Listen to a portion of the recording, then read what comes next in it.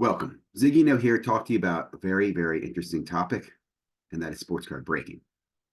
I'm launching a new channel in 2024 called The Card Hunter. It's going to be focused on my experience in sports card breaking. Moving 2024, sports card breaking has been the number one way I go after new cards. I've decided to do this for a couple of reasons. First of all, I want to share with you what I've been doing for a long time. Second of all, I want to document discipline that I do what I say, if that makes sense. Sometimes I stray from the path, and we'll talk about in my channel over the course. But most importantly, I really want breaking to get better. And I'm hoping that my channel kind of shows you and shows others what goes on in breaking, what I think about in breaking, and how it has some wonderful, wonderful parts about it that I find great value in. The chase, finding good cards, meeting people, the community. It We'll get into that later on.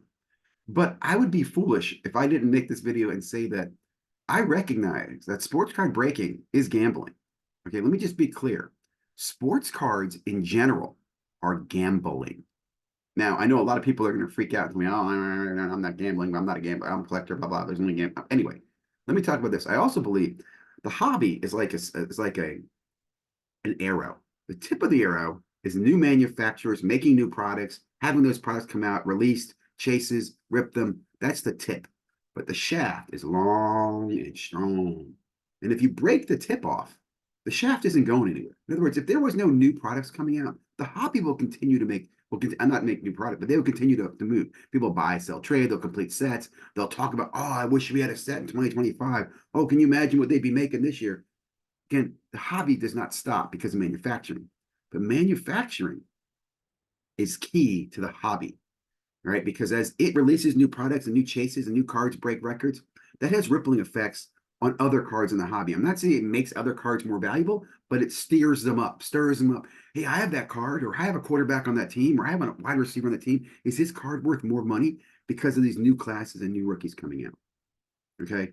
So to me, I think breaking is so important. It's the blood life of the modern day sports card hobby. And I do say modern day because if it stopped, modern cards would stop. The old vintage and older cards would still trade, and there'd still be those. In fact, people would repack them and they'd break them themselves. I don't think you could kill breaking if you wanted to. I think it's that far along. But what I want to talk about again is I think that breaking is a lot like drinking. It's a lot like casino games. You have to understand what you're involved in. You need to have some research. I know a lot of people get into it and it's fun. I think like this: you go to the casino and you have $100 to go, and you're out with your friends, and you're in town in Vegas or whatever. You have $100 that you feel you're going to play, and you might make a risky bet on a table game that you wouldn't logically make, but you don't care. You have $100. You're getting ready to go back to your bedroom. You've had a great night, had a great dinner. Hey, I'll double up. I'm going to put it all on green. We've all seen that happen, right? And sometimes the guy on green hits. Oh man, I got $3,600. This is great. Best time ever in Vegas. Ah. It's similar to breaking. Guys will come into a break. They don't know what the hell they're doing. They'll buy a team. They'll hit a card.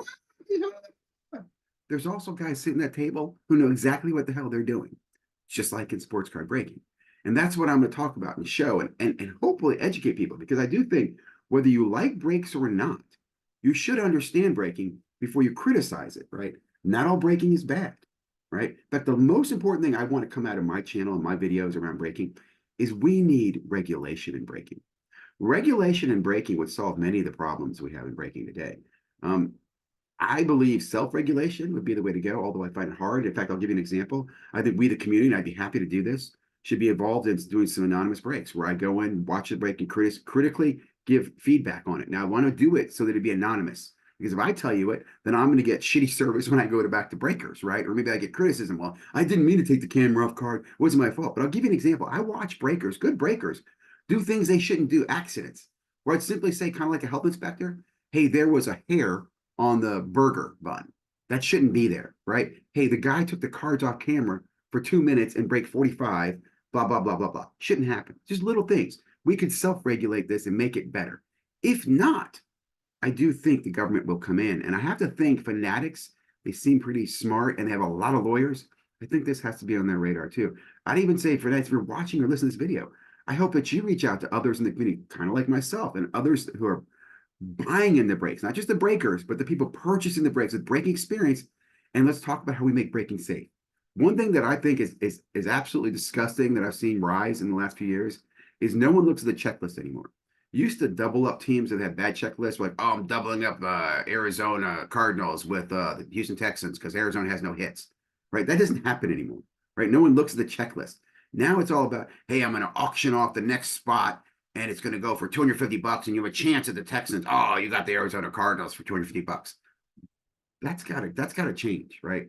Now, right now, I vote with my dollar. I buy the breaks that I want to from the breakers I want to. But we as a community or we as the hobby need to do more.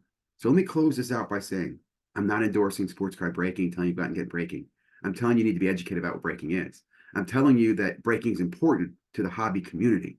And I'm telling you that if you care about the hobby community, you should be pushing for regulation and you should be pushing these breakers to do better. I'll tell you this too. I guarantee you that you all know a breaker, somebody who's a friend of yours or a local card store you go to or an online person that you like, and you probably like them and you respect them. And there are a lot of breakers out there.